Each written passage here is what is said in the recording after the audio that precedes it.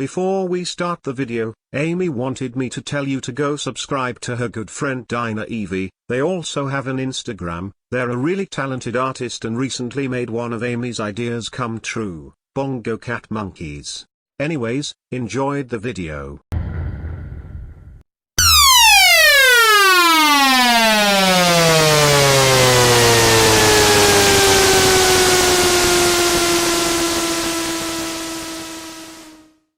Oh boy guys, it looks like Amy got my distress signal. I'm saved. But don't worry, this isn't the end of my Doctor Who videos. Once I get a new body we'll be talking about the 9 best horror episodes from the show. I'll see you all soon, take care and have a good day or night depending on where you are or what time you're watching this video. Bye bye.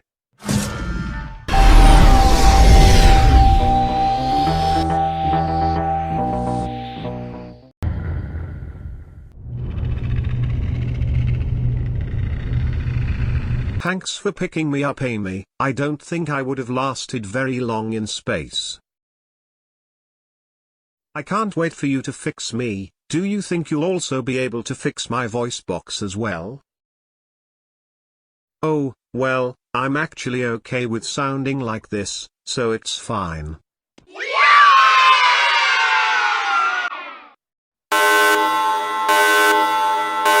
What was that?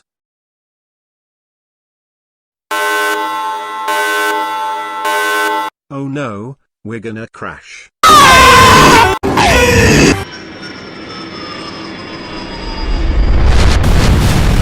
That was pretty scary. I think I'll be fine. Let's just find somewhere to rest. We need to send out a SOS signal to the doctor. 2 hours later. You can't be fucking serious, Amy. Yeah, famous last words. Whose? Little Red Riding Hood. No, not another show. I hate you so much right now. Amy, I swear to Bender from Futurama, if you leave me here I'm gonna hack your YouTube channel.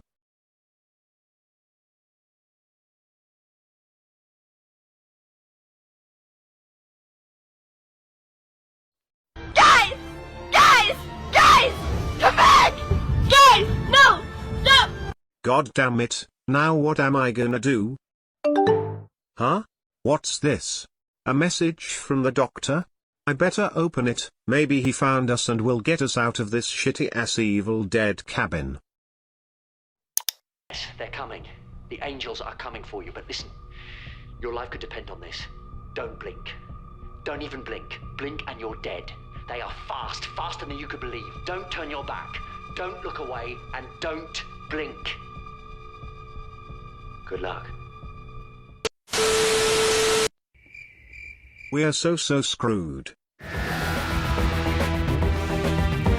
Traveling in the TARDIS with the Doctor sounds like it would be a lot of fun. Anywhere in the universe and any historical moment right at your fingertips. You could spend your morning sunbathing in ancient Greece, then after lunch with Sigmund Freud, you can catch a live performance from the Beatles. Heck, you could even meet the Monkees. Unfortunately, things don't often work out like that.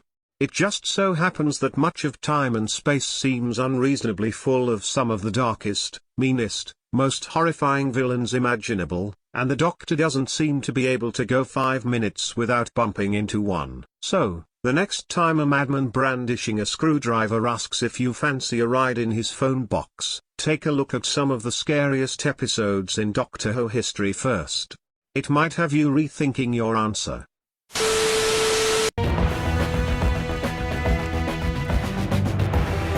If you're writing a Doctor Who horror story set in the Victorian period, and you don't ram it full of creepy funeral parlours, a wonderfully hammy Charles Dickens, courtesy of Simon Callow, and as many whispering CGI ghouls as the budget can handle, you're not really doing it right, are you?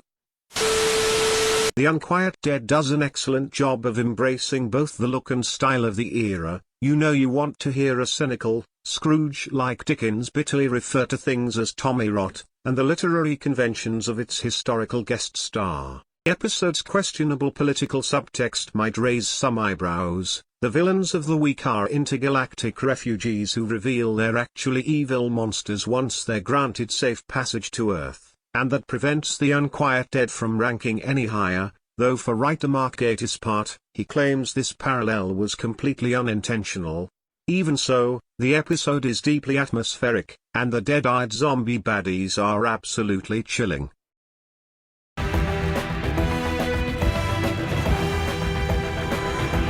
Have you ever been so completely bored that you decided to try and discover a brand new species? No. Well, that's what the Doctor did in Listen, and it was an endeavor that led to much more trouble, not to mention psychological trauma, than he expected. Playing on the cliched but oh so effective childhood anxiety of monsters under the bed, Listen sparks horror by exposing the limits of the Doctor's near encyclopedic knowledge. It also reveals his scientific curiosity as being perhaps a little more driven by personal issues than he would really like to admit.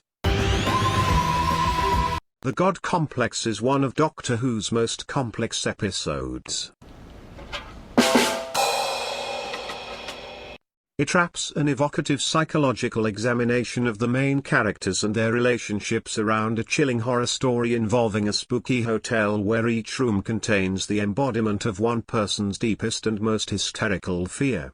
And one of the rooms is for you. Of course, it wouldn't be Doctor Who without some big, cumbersome monster to scare the living daylights out of us, and that's where the Minotaur comes in, a huge, terrifying alien beast that chases the Doctor and his companions through the hotel's twisting, Kubrickian corridors. Falling back on the old trick of throwing a big scary monster into the mix can feel a little lazy and somewhat dulls this episode's intellectual weight. But the Minotaur's arc still manages a satisfyingly eerie conclusion that is enough to keep the fans happy.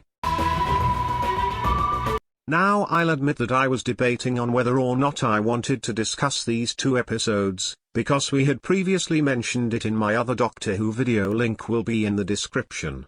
But then I decided why not, considering Blink is also on this list and is a terrifying episode in my opinion, but we'll discuss that later.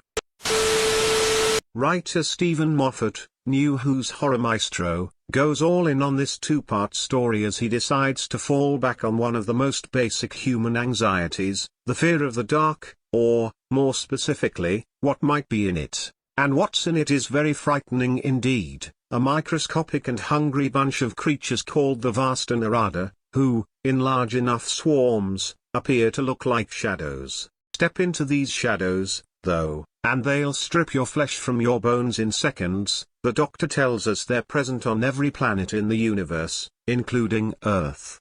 So that's all right then. Why this story works so well, though, is that Moffat balances out the more primal horror of spooky corridors and grinning skeletons with the more cerebral problem of the enigmatic River Song, first introduced in this episode as a figure from the Doctor's future who knows him intimately whilst he doesn't know her at all. Hello, sweetie. A perplexing mystery for viewers to sink their teeth into allows some respite from the sheer dread of the dark library scenes, although, in their own ways, they're both as horrifying as each other. The Nazis' bombing of major UK cities during World War II was already dark enough without the addition of lumbering gas mask zombies who are incapable of doing anything but utter the freakishly infantilizing phrase, "Are you my mummy?" Are you my mummy? Yes. Are you my mummy? He doesn't understand. There's not enough of him left. But Doctor Who was never one for moderation and decided to spice things up with them anyway. Horror writers have always been able to squeeze a lot of mileage out of creepy kids. But it turns out that if you take a creepy kid and give him a gas mask, then you've pretty much struck gold. The titular empty child, wandering like a lost ghost around the crumbling ruins of Blitz-era London, is brilliantly unsettling, and the mystery behind his origins even more so.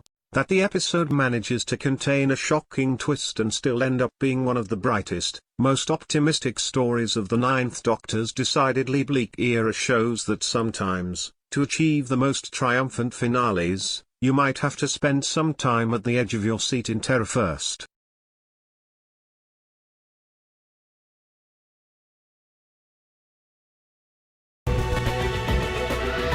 Geez, what's taking Amy so long? Anyways, on the luxury planet Midnight, the surface is made of diamond, and jewels the size of glaciers shatter into waterfalls of sapphire as they tumble down into shimmering crystal ravines. It's also inhabited by an incomprehensible eldritch abomination intent on using its ineffable powers to possess, terrorize, and manipulate any foolish humans who dare to tread there, but that doesn't look so good on a tourist brochure.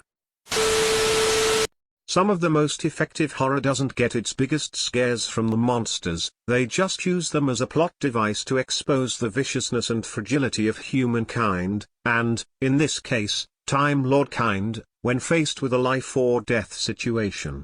Set largely in a claustrophobic shuttle bus that's broken down on the surface of a beautiful yet supposedly uninhabitable planet, Midnight is an excellent character study and a dark look at how the Doctor's authoritative charisma might actually be received by people suffering a real-life crisis.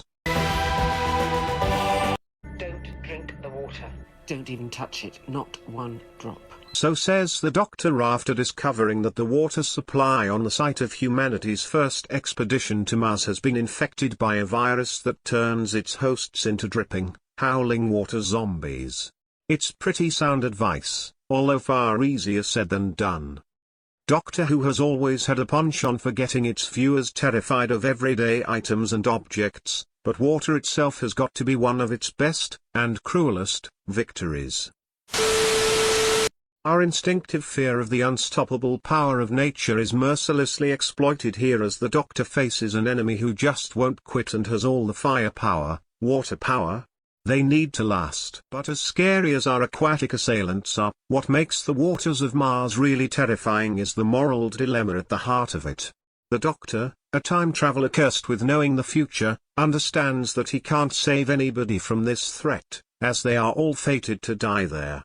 How's that going to sit with his ego? Spoiler, very, very badly.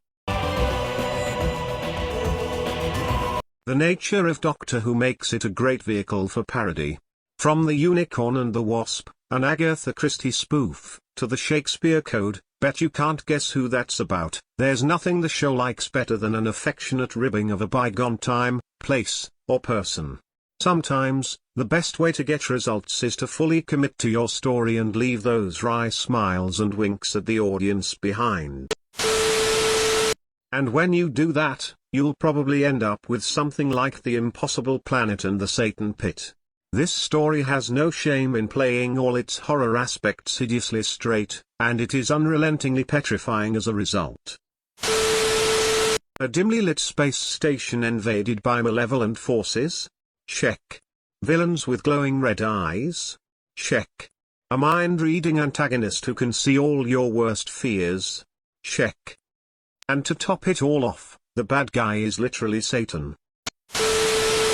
But it's all pulled off with such spine-chilling panache that you'll be too frightened to even consider the word cliché.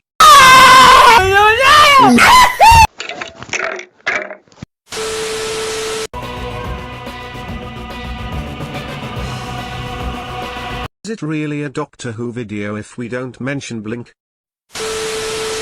Blink is a Doctor Light episode that focuses on Sally Sparrow, Carey Mulligan, a young woman who becomes wrapped up in a plot by sinister aliens to steal the Doctor's TARDIS. These aliens are called the Weeping Angels. They look like statues, or at least they do until you look away. Once you look back, they're about 10 feet closer and bearing a facial expression like they've just stubbed their toe on a razor blade. Stated plainly, the Weeping Angels are viscerally, near inconceivably horrifying.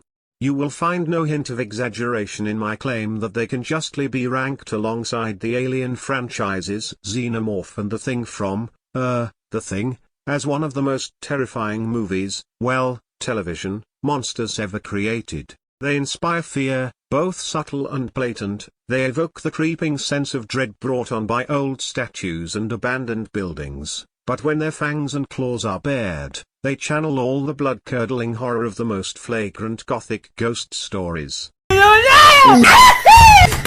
Amy, are you alright? Did you find help? Also, why are you sweaty? Did you run? You're kidding, right? Oh shit. You weren't kidding. No fucking way. Is that Ash Williams from the Evil Dead franchise? Lady, I'm afraid I'm going to have to ask you to leave the store. Who the hell are you? Name's Ash. Housewares. We're saved.